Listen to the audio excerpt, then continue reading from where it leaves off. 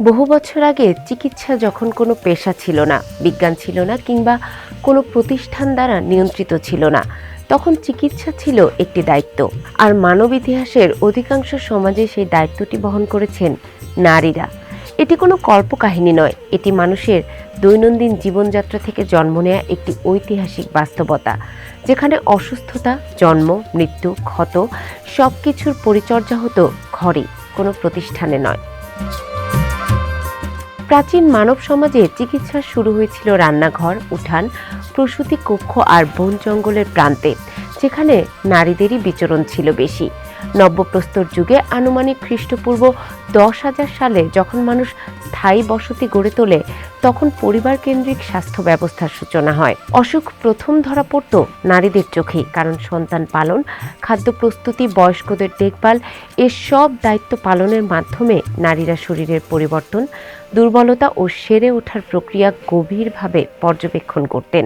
জ্বর কখন বিপজ্জনক হয়, ক্ষত কখন ভালো হয় বা পচে ওঠে, কোন খাবার শক্তি দেয় আর কোনটি ক্ষতি করে, এই জ্ঞান কোনো গ্রন্থ থেকে নয়, জন্ম নিত অভিজ্ঞতা থেকে। প্রসব ছিল এই জ্ঞানের কেন্দ্রবিন্দু। মানব ইতিহাসের অধিকাংশ সময় জুড়ে সন্তান জন্মের সম্পূর্ণ প্রক্রিয়ায় নারীদের তত্ত্বাবধানে সম্পন্ন হয়েছে।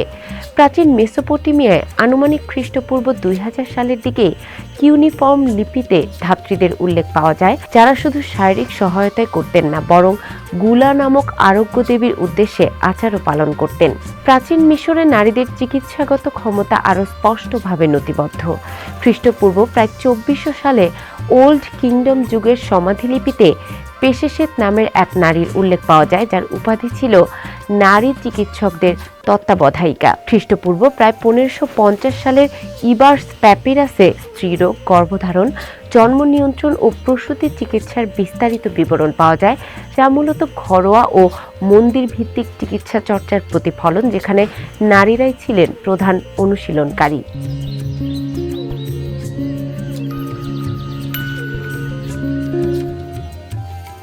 ভারতীয় উপমহাদেশে খ্রিস্টপূর্ব আনুমানিক 1000 সাল থেকে খ্রিস্টীয় 500 সালের মধ্যে সংকলিত আয়ুর্বেদীয় গ্রন্থগুলো পুরুষ পণ্ডিতদের লেখা হলেও বাস্তব জীবনের চিকিৎসা ছিল সম্পূর্ণ ভিন্ন।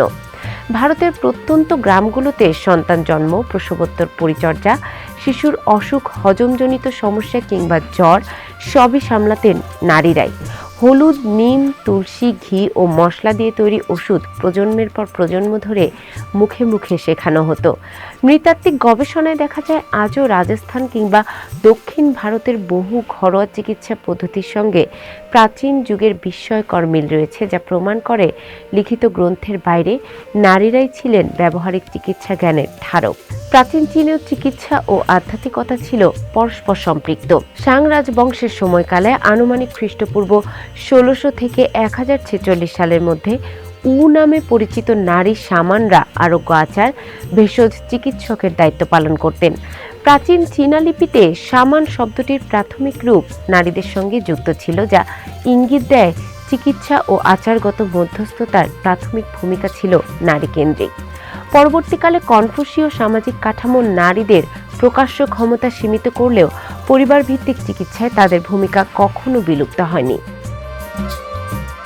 মধ্যযুগীয় ইউরোপেও একই চিত্র দেখা যায়। দ্বাদশ শতকের আগে যখন বিশ্ববিদ্যালয় ভিত্তিক চিকিৎসা প্রতিষ্ঠিত হয়নি, তখন সাধারণ মানুষের চিকিৎসা করতেন নারী ধাত্রী, ভেষজবিদ ও তথাকথিত ওয়াইজ উইমেন। তারা ক্ষত, সংক্রমণ, জ্বর ও প্রসবজনিত জটিলতায় ব্যবহার করতেন ইয়ারো, ক্যামোমাইল, উইলো বার্ক ও রসুন। দক্ষিণ ইতালির সালার্নো চিকিৎসা বিদ্যালয়, যা একাদশ শতক থেকে সক্রিয় ছিল, নারী চিকিৎসকদের অবদানও স্বীকার করেছিল। ট্রোটুলা অব সালার্নো এর নামে প্রচলিত গ্রন্থগুলো নারীকেন্দ্রিক স্ত্রীরোগ জ্ঞানের প্রতিফলন। কিন্তু ত্রয়োদশ থেকে সপ্তদশ শতকের মধ্যে চিকিৎসা যখন লাইসেন্স ও প্রতিষ্ঠান নির্ভর হয়ে ওঠে, তখন নারীদের এই ভূমিকা ধীরে ধীরে স্তীমিত হয়ে যায়। আফ্রিকার বহু সমাজেও প্রবীণ নারীরাই ছিলেন চিকিৎসার কেন্দ্র। পশ্চিম আফ্রিকার ইয়োরুবা কিংবা দক্ষিণ আফ্রিকার খোসা সমাজে নারীরা প্রসব, শিশু স্বাস্থ্য ও ভেষজ চিকিৎসার দায়িত্ব পালন করতেন। শিয়া বাটার, তিতাপাতা, বাওবাব ফল এসব উপাদান দিয়ে তৈরি চিকিৎসা পদ্ধতি নথিবদ্ধ হয় ঊনবিংশ ও বিংশ শতকের নৃতাত্ত্বিক গবেষণায়, যা মৌখিক ঐতিহ্যের দীর্ঘস্থায়িত্ব প্রমাণ করে। নারীদের চিকিৎসাগত ক্ষমতার অবক্ষয় ঘটেছিল দক্ষতার অভাবে নয়, বরং ক্ষমতার কাঠামো বদলে যাওয়ার ফলে।